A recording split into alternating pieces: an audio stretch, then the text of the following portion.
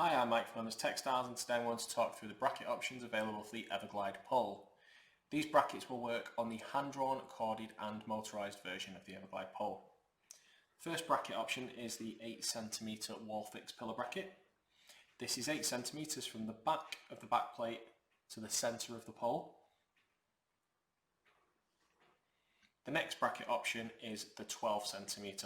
This is exactly the same bracket, just with a longer stem, going from 12cm from the back of the back plate to the centre of the pole. The next option is a 16cm. This is available as a single bracket, which would have just one bracket option, or as you can see here, for two. And this is 16cm from the back plate to the centre of the front track, or if using the double one, it's 8cm to the back track. The final bracket option is the flush ceiling fixed bracket. This just easily inserts into the track and just gives a flush finish to the ceiling. All brackets are available colour coordinated to whichever colour pole you're using.